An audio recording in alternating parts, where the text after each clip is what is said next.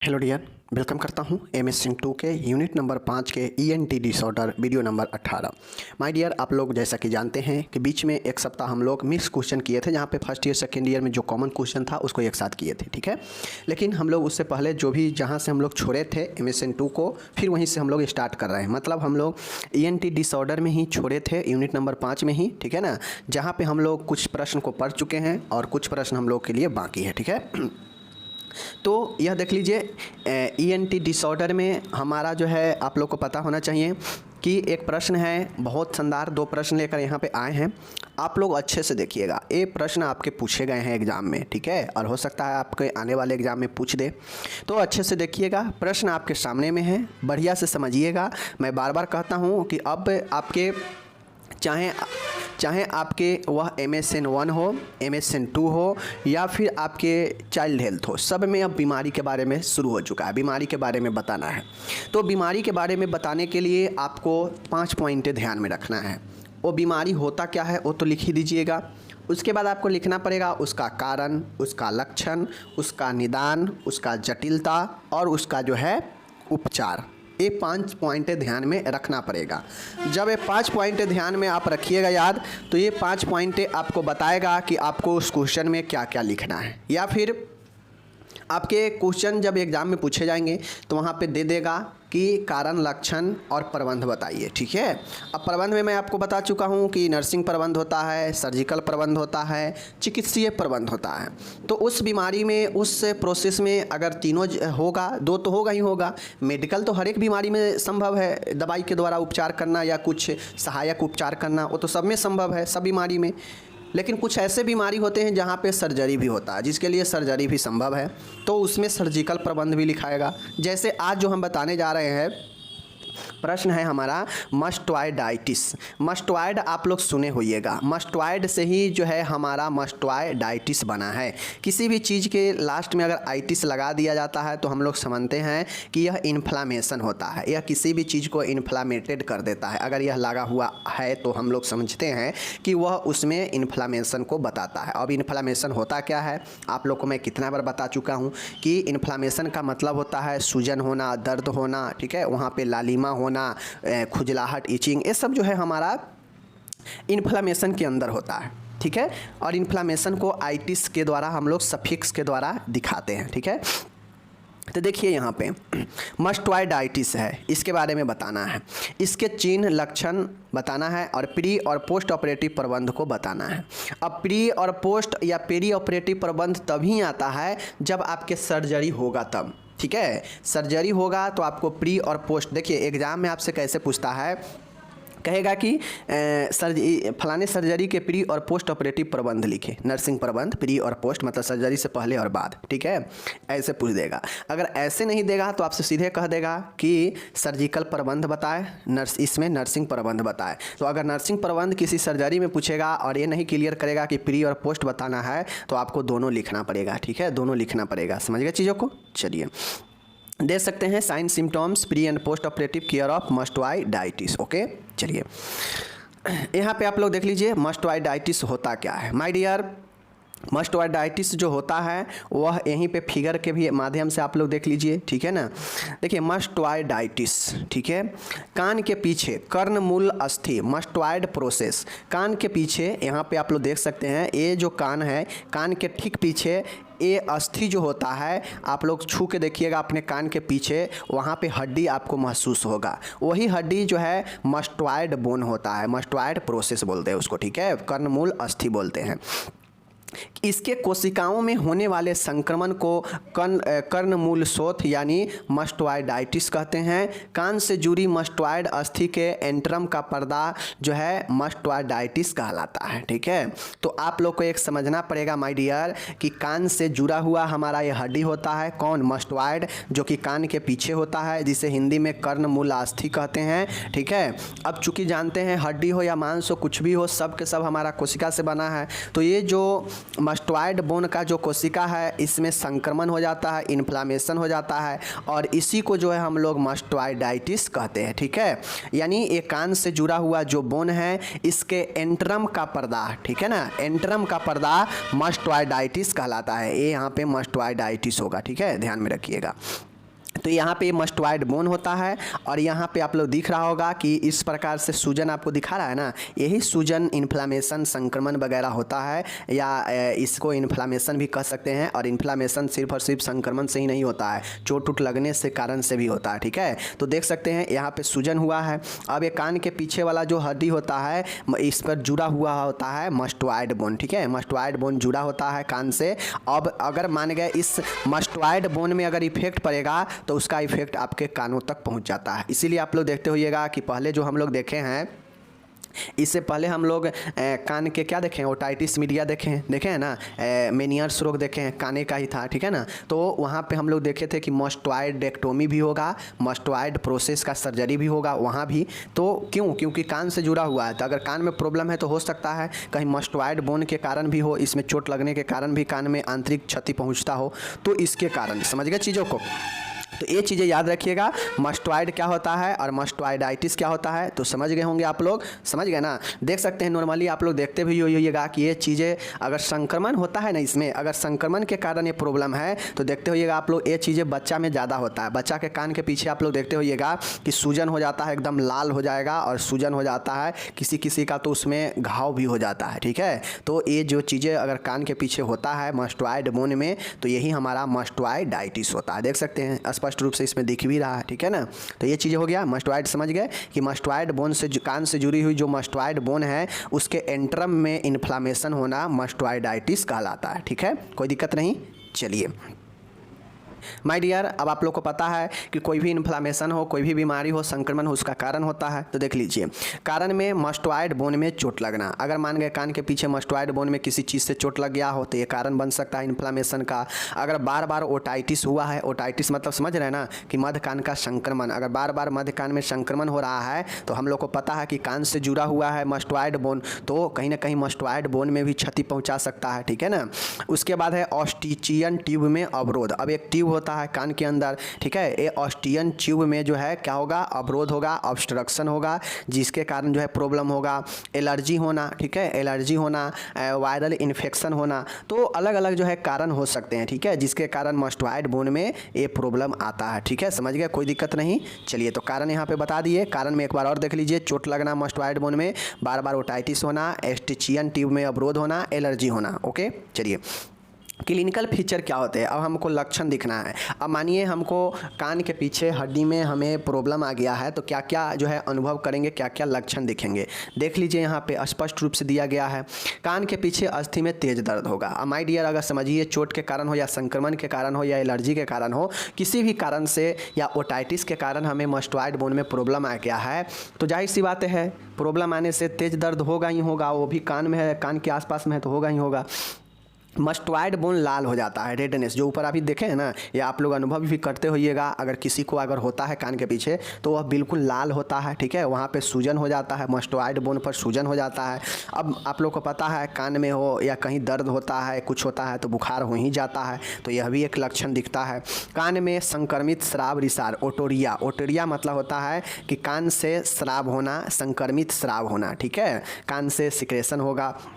श्रवण क्षमता में कमी आएगा, हियरिंग लॉस होगा। उल्टी एवं जी घबराएगा, क्यों, क्योंकि कान हमारा संतुलन बनाने का भी काम करता है। अगर कान के आसपास ही प्रॉब्लम होगा तो जी घबराना और उल्टी होना तो होगा ही होगा। श्रवण क्षमता में लॉस होगा ही होगा, कान से संक्रमित श्राव जाएगा ही जाएगा, बुखार तो होगा ही होगा, दर्द होगा तो, और मस्टोइड बोन पर सूजन भी होगा, लालिमा भी होगा, तेज दर्द भी होगा। तो यह सब लक्षण और चिन्ह होते हैं, ठीक है, कोई दिक्कत नहीं है, बहुत आसानी। संतुलन बिगड़ना, यह भी एक लक्षण चिन्ह ही होगा।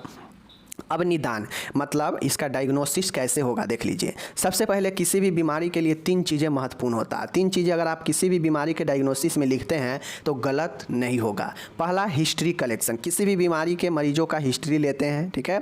दूसरा है उसके शारीरिक जांच करते हैं, फिजिकल एग्जामिनेशन करते हैं, और ब्लड इन्वेस्टिगेट। यह 3 चीज़ें किसी भी बीमारी के लिए मस्ट है, और लिख देंगे तो कोई गलत नहीं कर सकता है, ठीक है। तो ये 3 चीज़ें तो होगा ही होगा, ठीक है। उसके बाद है ईयर डिस्चार्ज कल्चर, कान से जो डिस्चार्ज सिक्रेशन होता है उसको जो है क्या करते हैं, टेस्ट करते हैं, कल्चर टेस्ट, ठीक है। उसके बाद एक्सरे करेंगे, इससे भी नहीं होगा, सिटी स्कैन करवाएंगे। तो और सारे जो है हम इस चीज़ को लिखते हैं, ठीक है। चलिए जटिलता में, कॉम्प्लिकेशन में क्या लिखते हैं, जटिलता में क्या लिखते हैं माय डियर, जटिलता के मतलब होता है कि मान गए इस बीमारी को अगर ना ट्रीटमेंट कराया जाए तो और क्या जो है रूप ले सकता है, क्या कॉम्प्लिकेशन हो सकता है। ठीक है, तो देखिए ये जो है मस्टॉइड बोन क्या क्या पैदा कर सकता है आगे, मेनिंजाइटिस, मेनिंजिस का प्रॉब्लम, मेनिंजाइटिस, चेहरे पर लकवा, फेशियल पैल्सी, चेहरा पर लकवा मार देगा। ठीक है, मस्तिष्क में घाव होना, ब्रेन अवशेष होना, चूँकि संक्रमण फैलते जाएगा तो कान के आसपास ही हमारा ब्रेन है तो उसमें संक्रमण हो जाएगा। लेबरेंथाइटिस, जो लेबरिंथ होता है उसमें जो है संक्रमण इन्फ्लामेशन हो जाएगा तो लेबरेंथाइटिस भी हो सकता है। तो इस प्रकार से माय डियर कॉम्प्लिकेशन में meningitis, facial palsy, brain abscess, labyrinthitis, यह कॉम्प्लिकेशन याद रखिएगा मस्टॉइड बोन का। ओके, चलिए अब माय डियर हम लोग जानते हैं प्रबंध। अब हम लोग जटिलता देख लिए तो अब प्रबंध बताना है। अब मैं आप लोग को बता चुका हूँ प्रबंध में 3 चीज़ें होगा, अगर सर्जरी संभव होगा तो सर्जरी लगाकर 3 प्रबंध होगा, नहीं तो ऐसे प्रबंध में अगर सर्जरी नहीं होगा तो 2 प्रबंध होगा, एक चिकित्सीय प्रबंध और एक नर्सिंग प्रबंध। ठीक है, चलिए तो देख लीजिए प्रबंध में हमें क्या लिखना है, पहले चिकित्सीय प्रबंध। किसी भी बीमारी का पहले दवाई ही चलता है, अगर दवाई से नहीं सुनता है तब जाके हम उसे अगर सर्जरी संभव है तो सर्जरी करते हैं। ठीक है, चलिए तो देखिए संक्रमण के लिए एंटीबायोटिक देंगे। अगर मान गए संक्रमण के कारण ये प्रॉब्लम है तो एंटीबायोटिक में सिप्रोफ्लॉक्सासिन देंगे, जेंटामाइसिन देंगे, एमॉक्सिक्लेव देंगे। ठीक है, बहुत सारे एंटीबायोटिक है, नाम याद रख लीजिए, सिप्रोफ्लॉक्सासिन, जेंटामाइसिन। यह जो है सिप्रोफ्लॉक्सासिन ज़्यादा कान, नाक में और आँख में एंटीबायोटिक के रूप में काम ज़्यादा करता है। ठीक है, जेंटामाइसिन। ओके, एमॉक्सिक्लेव जो होता है वह घाव वगैरह में ज़्यादा काम देता है। रोगी को एनाल्जेसिक, दर्द के लिए एनाल्जेसिक, ट्रामाडोल, डाइक्लोफेनिक सोडियम। देखिए ट्रामाडोल, डाइक्लोफेनिक सोडियम दोनों दर्द से राहत के लिए दिया जाता है। ठीक है, तो यह एनाल्जेसिक होता है। ओके, चलिए अब यह महत्वपूर्ण चीज़ें हैं, मैंने बता दिया दर्द के लिए और संक्रमण के लिए यही 2 मुख्य चीज़ें हैं। आप लिखने के लिए चिकित्सीय प्रबंध में और लिख सकते हैं, चूँकि हम लोग फीवर भी देखे हैं तो फीवर के लिए हम लोग क्या लिखेंगे, फीवर के लिए क्या लिखेंगे, फीवर के लिए एंटीपायरेटिक लिखेंगे, पैरासीटामोल। ठीक है ना, डाइलोना ये लिख देंगे। ठीक है, ये चीज़ हो गया। सॉरी डाइलोना नहीं, डोलो जो है बुखार के लिए काम आता है तो वो चीज़ें हो जाएगा। समझ गए चीज़ों को। चलिए अब इसमें सहायक लक्षण का भी जो है आप चीज़ें को ऐड कर सकते हैं चिकित्सीय प्रबंध में। ओके, अब आ गया सर्जिकल प्रबंध। अब मस्टॉइड बोन मान गए दवाई दिए संक्रमण का, दर्द का, उससे राहत नहीं हो रहा है, संक्रमण नहीं जा रहा है तो कहीं ना कहीं हम समझेंगे कि इसका प्रॉब्लम अंदर तक जा चुका है या कोई चोट के कारण हो सकता है, तो उसके लिए फिर हम सर्जरी करते हैं। ठीक है, सर्जरी जो है हम तब करते हैं जब सीवियर इन्फ्लामेशन हो, मतलब बहुत खतरनाक गंभीर जो है प्रदाह हुआ हो तो जो है हम ये सर्जिकल प्रबंध करते हैं। ठीक है, चलिए सर्जरी में 2 महत्वपूर्ण सर्जरी होता है। एक मस्टॉइड बोन में अगर सीमित क्षति हो तो यह सर्जरी की जाती है। ठीक है, पहला पॉइंट होगा मस्टॉइड बोन में अगर सीमित क्षति होती है ना तो हम लोग जो है क्या करते हैं, पहला वाला काम करते हैं। ठीक है, यह चीज़ें आप लोग देख लीजिए माय डियर, आप लोग यहाँ पे लिख लीजिएगा, मैं बता देता हूँ। पहला वाला जो है इसमें मैरिंगोटोमी होता है। क्या होता है, मैरिंगोटोमी। ठीक है, मैरिंगोटोमी याद रखिए। ठीक है, ये पहला वाला में लिख लीजिएगा। अगर मान के मस्टॉइड बोन में अगर लिमिट क्षति हुआ हो, ठीक है ना, लिमिट अगर डैमेज हुआ हो तो उससे मैरिंगोटोमी के द्वारा जो है सर्जरी करके ठीक किया जाता है। और हम लोग जानते हैं कि टोमी मतलब होता है सर्जरी, जिसके भी अंत में टोमी लगा हो तो सर्जरी होगा। मैरिंग मतलब जो हमारा मैरिंग होता है उससे मैरिंज जो होता है उस मैरिंग को जो है सर्जरी द्वारा करते हैं तो मैरिंगटोमी होता है। ठीक है, तो ये कब किया जाएगा, जब मस्टॉइड बोन में हल्का फल्का क्षति हुआ हो, लिमिट क्षति हुआ हो तब मैरिंगटोमी किया जाता है। कोई दिक्कत नहीं, पहला लिख लीजिएगा, समझ गए। दूसरा है माय डियर मस्टॉइडेक्टोमी। अब यहाँ पे एक चीज़ समझ लीजिए, क्वेश्चन आपको यहीं पे पूछता है कि मस्टॉइडाइटिस होता क्या है, कारण लक्षण बताए, निदान बताए, और साथ में ये पूछ लेगा कि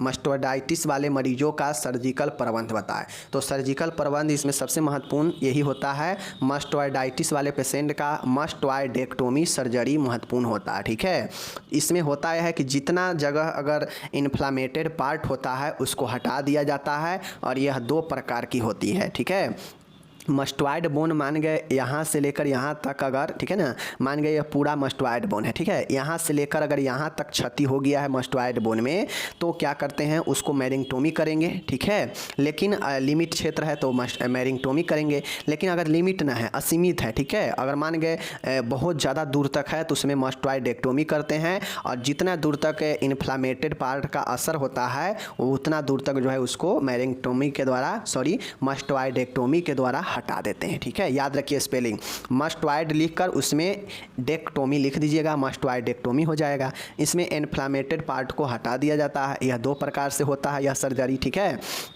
एक होता है पार्शियल मस्टॉइडेक्टोमी और एक होता है रेडिकल मस्टॉइडेक्टोमी। दोनों याद रखिएगा, पार्शियल मस्टॉइडेक्टोमी और रेडिकल मस्टॉइडेक्टोमी। ठीक है, अब ये लिख दीजिएगा कि इसमें मस्टॉइडेक्टोमी होता है।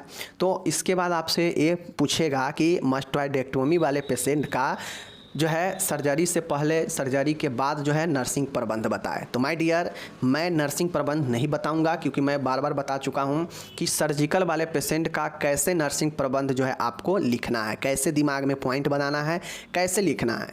अगर आप एवरेज स्टूडेंट बनना चाहते हैं सबके तरह तो डायरेक्ट जो है लिखिए नर्सिंग प्रबंध शैल क्रिया से पूर्व, और उसमें जो है सीधा जितना पॉइंट होता है 7, 8, 10, 15 पॉइंट लिखते चलिए। फिर उसके बाद पॉइंट दीजिए सर्जिकल प्रक्रिया के बाद नर्सिंग देखभाल, फिर उसमें जो है चीज़ों को लिख दीजिए। ठीक है, लेकिन अगर आप एक अच्छे स्टूडेंट बनना चाहते हैं तो मैं पढ़ा चुका हूं कि सर्जरी से पूर्व और सर्जरी के बाद जो है देखभाल कैसे करनी चाहिए। ठीक है, मैं बता चुका हूं। तो उसके आधारित, चूंकि यह कान का समस्या है तो उसी हिसाब से जो है आपको क्या करना पड़ेगा, लिखना पड़ेगा। बाकी सब पॉइंट उसी के तरीक़ा से आप लिख सकते हैं जो मैं पर्सनल पढ़ा चुका हूं कि सर्जरी से पहले, सर्जरी के दौरान, सर्जरी के बाद कैसे जो है हम पेशेंट को देखभाल करते हैं। बस इसमें वर्ड ये लगा देना है मस्टॉइडेक्टोमी वाले पेशेंट को, मस्टॉइडेक्टोमी वाले पेशेंट को। ठीक है, तो ये चीज़ें समझना है। बाकी टाइम हम लैप्स नहीं करेंगे, आप लोग ये देख लीजिएगा, लिखिएगा। ठीक है, नहीं लिखिएगा मैं PDF डिस्क्रिप्शन में दे दूँगा, ये आप पढ़ लीजिएगा नर्सिंग प्रबंध। ठीक है, चूँकि नर्सिंग प्रबंध आपको सभी जो है सभी बीमारी में आएगा, सभी सर्जरी में आएगा। अब हमारा सेकेंड क्वेश्चन आज का है, बहुत महत्वपूर्ण सवाल है। यहाँ पे देख सकते हैं सवाल क्या है, टॉन्सिलाइटिस। टॉन्सिलाइटिस बहुत लोग को होता है, सही हो जाता है। ठीक है, तो ये टॉन्सिलाइटिस होता है और यह टॉन्सिलाइटिस बहुत महत्वपूर्ण होता है। ठीक है, याद रखिएगा, टॉन्सिलाइटिस के कारण लक्षण, उपचार, प्री और पोस्ट ऑपरेटिव नर्सिंग प्रबंध पूछेगा। तो यहाँ भी देख सकते हैं, यह भी हमारा ENT से रिलेटेड है, मुंह में होने वाला प्रॉब्लम है। ठीक है ना, चलिए दिखाते हैं। अब आप लोग को यहाँ पे एक चीज़ दिख रहा होगा माय डियर, देखिए टॉन्सिलाइटिस होता क्या है। देखिए टॉन्सिल, मैं बता देता हूँ, टॉन्सिल। ठीक है, टॉन्सिल है। ठीक है, अब इस टॉन्सिल में आइटिस लगा देंगे तो यही टॉन्सिलाइटिस हो जाता है। समझ गए ना, टॉन्सिल का पर्दा। मुख गुहा, अब ये जो टॉन्सिल होता है कहाँ होता है, ओरोफेरिंग्स। ठीक है ना, ओरो मतलब मुख और फेरिंग्स दोनों के जो है ज्वाइंट स्थल पर हमारा यही जो है क्या होता है, देख सकते हैं यहाँ ए वाला जो पार्ट आपको दिख रहा है ना, ए वाला पार्ट, यही वाला पार्ट हमारा इस साइड, और इस साइड जो दिख रहा है यही टॉन्सिल होता है। अगर इसी टॉन्सिल में कोई पर्दा, कोई इन्फेक्शन, कोई चीज़ें होता है तो इस प्रकार से देख सकते हैं लाल हो जाएगा, टॉन्सिल में संक्रमण हो जाएगा, टॉन्सिल में सूजन आ जाता है। ठीक है, टॉन्सिल बढ़ जाता है और इसी को हम लोग टॉन्सिलाइटिस कहते हैं। ठीक है, कोई दिक्कत नहीं। चलिए, आप लोग खुद का भी अनुभव कर सकते हैं, सबके मुंह के पीछे वाला जो भाग होता है वहाँ पे जो है हमारा टॉन्सिल दोनों साइड में रहता है, छोटा छोटा, और यही अगर प्रॉब्लम होता है, इसमें इन्फेक्शन या कोई रीजन से अगर कोई इन्फ्लामेशन होता है तो यहाँ पे लाल हो जाएगा इस प्रकार से, उसमें जो है सूजन हो जाएगा, टॉन्सिल बढ़ा हुआ लगेगा, सूजा हुआ लगेगा, और यही हमारा क्या होता है, इन्फ्लामेटेड टॉन्सिल होता है, जिसे हम लोग टॉन्सिलाइटिस कहते हैं। समझ रहे हैं ना चीज़ों को।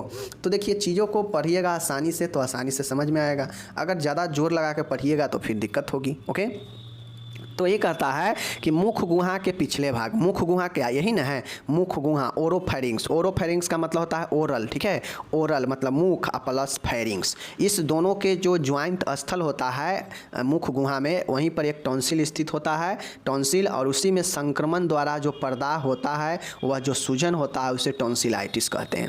ज़्यादातर केसेज में जो टॉन्सिल होता है वह इन्फेक्शन के कारण ही होता है। ठीक है, कुछ ही रीजन हो सकता है कि वह चोट के कारण क्षतिग्रस्त हो, अगर मुंह में आप जो भोजन वजन करते हैं उससे। ठीक है, वरना 99% मामले में यह इन्फेक्शन के कारण ही टॉन्सिलाइटिस होते हैं। ठीक है, चलिए कारण क्या क्या होते हैं, तो जब संक्रमण की बातें आएगा तो वहाँ पे बहुत सारे जीवाणु आ जाएंगे, जैसे हेमोलाइटिक स्ट्रेप्टोकोकी, ठीक है, स्टेफाइलोकोकी, निमोनोकोकी, यह सब बैक्टीरियल है। ठीक है, जो आपके मुंह में इन्फेक्शन कर सकते हैं टॉन्सिल को। तो हेमोलाइटिक स्ट्रेप्टोकोकी द्वारा, स्टेफाइलोकोकी द्वारा, निमोनोकोकी द्वारा, इन्फ्लुएंजा वायरस द्वारा, ठीक है, ये सब कारण बनते हैं। ऊपरी श्वसन तंत्र संक्रमण, अगर मान गए ठीक है ऊपर में कोई संक्रमण हुआ है, ठीक है ना, तो उस संक्रमण के जरिए भी टॉन्सिल में संक्रमण हो सकता है, प्रदूषित वायु और भोजन के जरिए भी हो सकता है। तो नॉर्मली इसमें जो होता है यही है, haemolytic streptococci, staphylococci, pneumococci, influenza virus द्वारा, ऊपरी श्वसन तंत्र का संक्रमण, प्रदूषित वायु और भोजन के द्वारा। ठीक है, तो ये कारण बनते हैं टॉन्सिलाइटिस होने का। लक्षण क्या होते हैं? क्लिनिकल फीचर, मान गए किसी को टॉन्सिलाइटिस हो चुका है, टॉन्सिल में संक्रमण हो चुका है, तो उससे क्या क्या लक्षण दिखते हैं? तो सबसे पहले गले में खराश होगा, ठीक है, सॉर थ्रोट होगा, ठीक है, निगलने में दर्द होगा, डिस्फेजिया होगा, क्योंकि यहीं पे दोनों साइड से ही जो है क्या होता है व्यक्ति के टॉन्सिल होता है। तो जब से ही भोजन निकलता है तो इसमें टच होगा ही होगा, तो टच होगा तो दर्द होगा, निगलने में दर्द होगा, ठीक है ना। तो ये चीज़ें हैं। बुखार आएगा, अब चूँकि हम लोग जानते हैं, अभी ऊपर भी देखे हैं कि जैसे ही दर्द होता है तो दर्द के असर से बुखार हो ही जाता है। ठीक है, बॉडी एक होगा, बदन दर्द कर सकता है, जीभ पर सफ़ेद स्राव आना, व्हाइट कंटेंट डिस्चार्ज होगा, जीभ पर सफ़ेद स्राव आना, व्हाइट कोटेड टंगू, मतलब जो टंगू है उस पर व्हाइट परत बनने लगेगा, सर्दी लगना, कंपकपी आना, ठीक है, टॉन्सिलाइटिस के साथ में आ जाता है।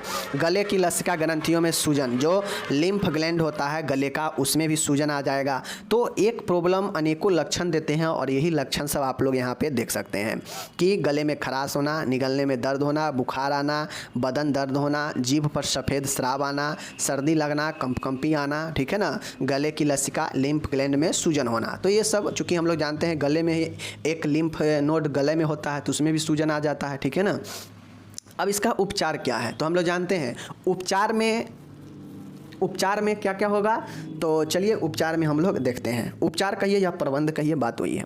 उपचार में बात होगा तो पहले हम लोग मेडिकल प्रबंध लिखेंगे, चिकित्सीय प्रबंध लिखेंगे, ठीक है। देखिए, रोगी को संक्रमण के लिए एंटीबायोटिक दिया जाता है, जैसे सेफोटाजाइम, एरिथ्रोमाइसिन, सिप्रोफ्लॉक्सासिन, एमिकासिन, ठीक है, जेंटामाइसिन, यह सब के सब एंटीबायोटिक है, ठीक है, एंटीबायोटिक है, ठीक है। सेफोटाजाइम, एरिथ्रोमाइसिन, सिप्रोफ्लॉक्सासिन, एमिकासिन। अब मान गए इसमें से चारों नहीं रख पा रहे हैं तो जो आसान लगे, एरिथ्रोमाइसिन, सिप्रोफ्लॉक्सासिन, एमिकासिन, यही 3 याद रखिए, एंटीबायोटिक दवा, ठीक है। रोगी को एंटीपायरेटिक दवाइयाँ देते हैं, ठीक है, याद रखिएगा, एबुप्रोफेन और एसिटामिनोफेन, ठीक है, यह दवाइयाँ देते हैं दर्द से राहत के लिए, बुखार से कम करने के लिए, ठीक है। तीसरा है, गंभीर स्थिति में सर्जरी के द्वारा टॉन्सिल को काट कर हटा दिया जाता है, इसे टॉन्सिलेक्टोमी कहा जाता है। माय डियर, अब उपचार में हम संक्रमण के लिए, बुखार के लिए, दर्द के लिए दवाइयाँ देंगे, ठीक है।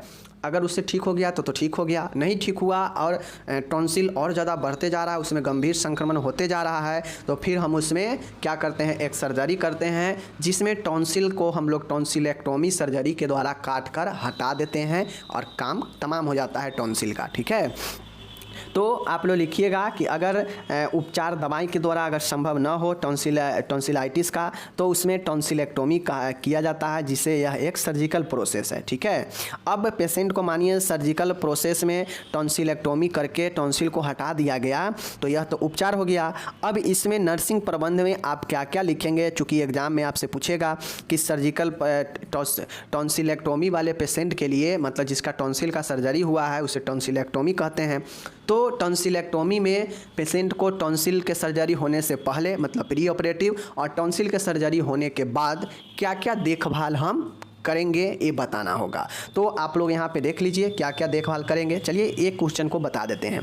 प्री ऑपरेटिव नर्सिंग केयर, ठीक है, मतलब सर्जरी से पहले देख लीजिए, यहाँ पे रोगी व परिजनों से लिखित सहमति प्राप्त करेंगे, रोगी को सर्जरी के लाभ व हानि के बारे में बताएंगे, रोगी को सभी वाइटल साइन की जांच करनी चाहिए, ओटी में भेजने से पूर्व रोगी का तैयार करना चाहिए और डॉक्टर को निर्देशित सभी दवाइयाँ पेशेंट को दी जानी चाहिए। ये सर्जरी से पहले की बात है, जो जो इंपॉर्टेंट था मैंने बता दिया। इसी प्रकार से आप उसमें, ऐसा नहीं है कि 4 पॉइंट हो गया तो प्री ऑपरेटिव केयर हो गया, लगभग 10-15 पॉइंट आप लिखेंगे तब जाके कंप्लीट होगा। मैं बता दिया हूँ कि इस प्रकार से आपको लिखना है, ठीक है। शल्य क्रिया के बाद आप क्या क्या कर सकते हैं, देख लीजिए, रोगी के जैविक चिन्हों को नियमित वहाँ भी किए, यहाँ भी जांच करेंगे। ऑपरेशन के बाद जो है लेटरल पोजीशन में लिटाएंगे, क्यों, क्योंकि मुंह से कोई भी शराब हो या रक्त का हो या कुछ भी हो, नाक से कोई शराब हो तो वह डायरेक्ट बाहर निकल जाए, ठीक है। पोस्ट ऑपरेटिव ऑर्डर में डॉक्टर द्वारा निर्देशित सभी एंटीबायोटिक दवाइयाँ नियमित रूप से देंगे। ओके, रोगी को आवश्यकता अनुसार अन्य दवाइयाँ दी जाती है, जैसे एंटीमेटिक वोमिटिंग को रोकने के लिए, एंटीपायरेटिक्स और एंटासिड, ठीक है। और पेशेंट का चूँकि सर्जरी हुआ है तो जब तक डॉक्टर का निर्देश ना हो तब तक जो है हम पेशेंट को मुंह के द्वारा भोजन नहीं देंगे, क्योंकि मुंह का ही सर्जरी है। तो अन्य प्रोसेस, अन्य देखभाल आप लोग खुद से लिखिएगा, ज़्यादा समय लेने से कोई फ़ायदा नहीं है। आप लोग को मैं बता चुका हूँ कि नर्सिंग प्रबंध सर्जरी के पहले, सर्जरी के बाद कैसे लिखते हैं। तो सबसे बेस्ट तरीका है कि आप पॉइंट में पॉइंट बनाते चलिए, उसमें लिखते चलिए। ये तो खैर एक नॉर्मल एवरेज बच्चे की तरह है कि हाँ सीधा सर्जिकल क्रिया के बाद जो है 10 पॉइंट 15 पॉइंट लिख दे, तो ये तो कोई भी लिख सकता है, ठीक है ना। बाकी आप स्मार्ट बनिए, स्मार्ट तरीके से लिखिए। मिलेंगे हम अगले वीडियो में, आप अपना ख्याल रखिएगा। धन्यवाद।